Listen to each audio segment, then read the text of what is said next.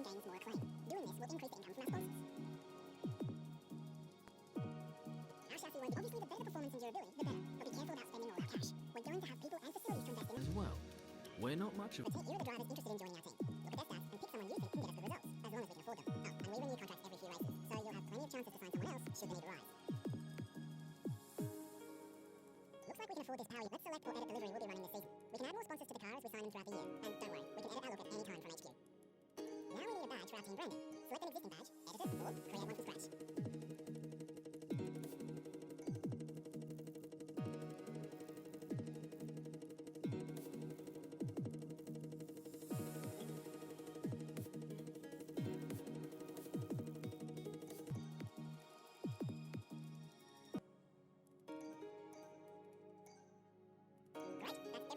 You can go back and edit and...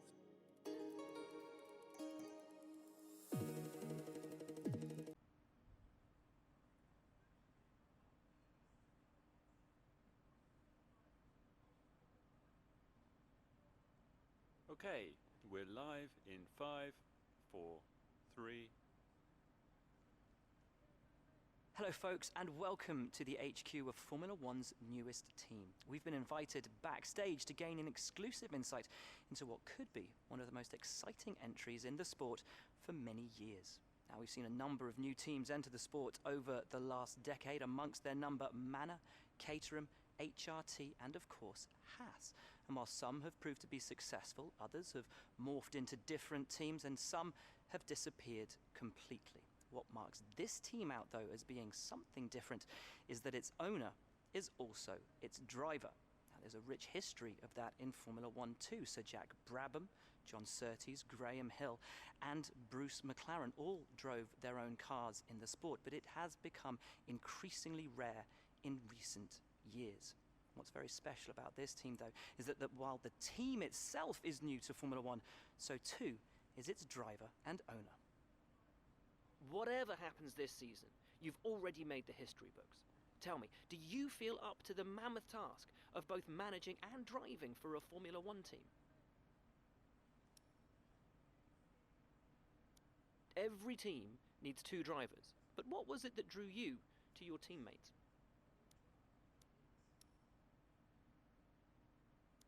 No one aims to finish bottom of the table. Who's the team you're aiming to beat?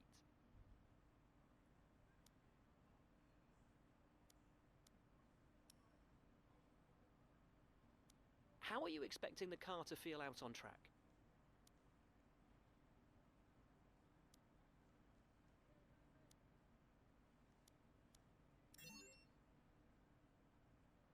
The other teams now have years of experience, both on and off the... Overtaking is a key part of this sport. How have you ensured that your car can take advantage of each opportunity that comes your way? And finally, which of your new departments are you most... Well, that's about all we've got time for here. We will see how this fledgling team fares in its first Grand Prix. Okay, great, thank you. That's a wrap.